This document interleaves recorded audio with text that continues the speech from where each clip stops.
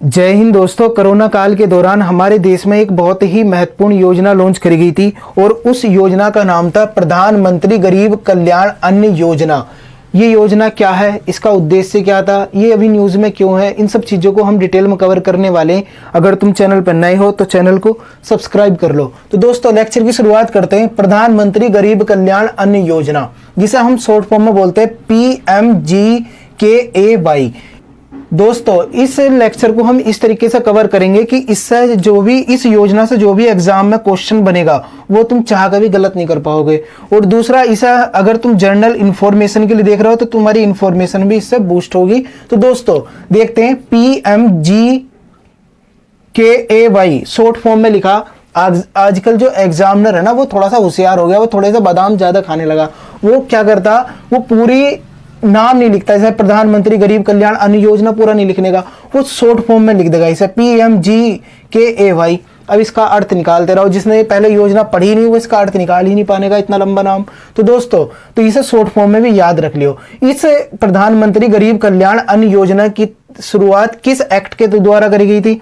तो हमारे देश में 2013 में एक कानून लाया गया था। उस कानून का नाम था राष्ट्रीय खाद्य सुरक्षा अधिनियम। इंपोर्टेंट है, याद रखियो। कब आया था? 2013 में राष्ट्रीय खाद्य सुरक्षा अधिनियम, जिसे शॉर्ट फॉर्म में NFSA। भाई साहब ये एक ऐसा अधिनियम है जिससे यूपीएससी ने भी क्वेश्चन पूछा। तो दोस्तों इसे हल्के में मत लियो। इस अधिनियम के तहत इस योजना की शुरुआत करी गई थी। कब करी गई थी? 2020 में। किसके द्वारा इसे लॉन्च करा गया था? हमारे देश के प्रधानमंत्री जी के द्वारा। तुम्हें याद होगा जब कोरोना फैल रखा था, लॉकडाउन लगा हुआ था, तो हमारे देश के जो मतलब नागरिक थे उन्हें उनके खाने में कोई दिक्कत ना हो, उन्हें मतलब सही तरीके से खाना मिलता रहे। तो इस वजह से हमारे देश में प्रधानमंत्री गरीब कल्याण अन्न योजना लॉन्च करी गई थी। और इसका टारगेट ये था कि सभी व्यक्ति को, देखो टारगेट क्या था, देख लो यहाँ पे। अभी इसके बारे में बाद में बताऊंगा कि 75% जो ग्रामीण लोग हैं और 50% जो शहरी लोग हैं उन्हें मुफ्त में राशन दिया जाएगा। इस योजना का ये टारगेट था। समझ गए कि जो भी 75% ग्रामीण गांव के लोग रहने वाले हैं और 50% जो शहरों में लोग रहते हैं उन्हें हम क्या देंगे? मुफ्त में राशन देंगे। कितना राशन देंगे? 5 किलोग्राम गेहूं या चावल हर महीने प्लस 1 किलोग्राम चना। ये देते थे इस योजना के तहत प्रति माह। ठीक है, इसके बारे में फिर से डिस्कस करूंगा, लेकिन यहाँ देख लो। तो दोस्तों ये जो योजना लॉन्च करी गई थी, बस जब ये लॉन्च करी गई थी तब ये बोला गया था ये योजना केवल 2022 तक के लिए है। लेकिन 2022 में इसका कार्यकाल एक साल और बढ़ा दिया गया, 23 हो गई। चलो 23 में, अब 2023 जब खत्म हुआ तो इसका कार्यकाल इस योजना का 5 वर्ष और बढ़ा दिया गया। समझ गए कि आने वाले 5 साल तक फिर से लोगों को क्या मिलेगा? 5 किलोग्राम गेहूं या चावल और 1 किलोग्राम चना इसमें मुफ्त में मिलता रहेगा। इंपोर्टेंट है, याद रखियो। प्रश्न पूछा जा सकता है इसका कार्यकाल कितना बढ़ा दिया गया।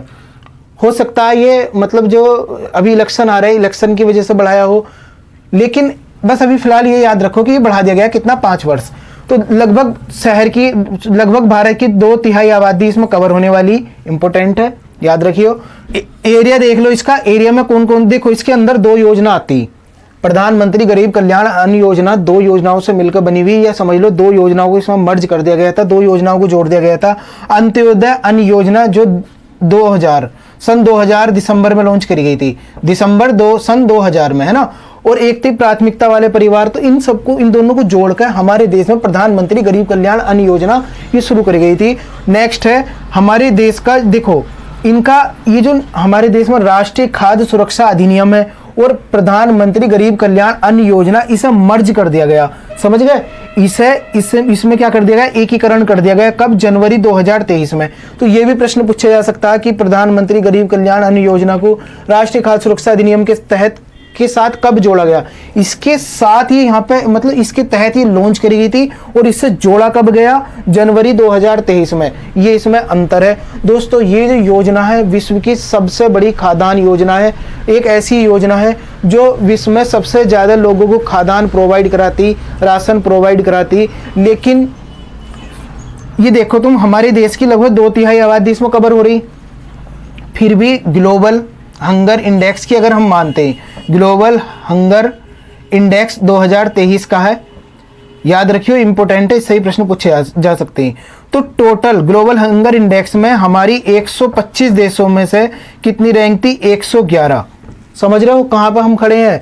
इतना बड़ा मतलब ये योजना लॉन्च करी गई, अपनी देश की लगभग मैक्सिमम हमने आबादी कवर कर भी ली इस योजना के अंतर्गत, फिर भी हमारा जो वैश्विक भूख सूचकांक है उसमें हमारी रैंक 125 देशों में से 111वीं है। समझ गए कि हम कहां पर खड़े हुए हैं? अभी भी हम बहुत पीछे हैं, अभी भी हम अपने लोगों को सही से खाना प्रोवाइड नहीं करा पा रहे। हालांकि ये जो रिपोर्ट होती है इनका थोड़ा सा पैमाना भी अलग होता, वो ऐसी योजनाओं को काउंट नहीं करते। हालांकि हमारे देश में भी ये तो है कि कोई भी भूखा तो मर नहीं रहा, सबको फ्री में राशन प्रोवाइड कराया जा रहा। जिसके पास भी राशन कार्ड है वो भी इस योजना का फायदा उठा रहे हैं, हो सकता हो तुम भी उठा रहे हो। तो दोस्तों ये थी योजना, ये योजना तुम्हें कैसी लगी? अगर पसंद आई हो तो लाइक करना। मिलते हैं फिर नेक्स्ट लेक्चर में, तब तक के लिए थैंक्स अ लॉट, जय हिंद।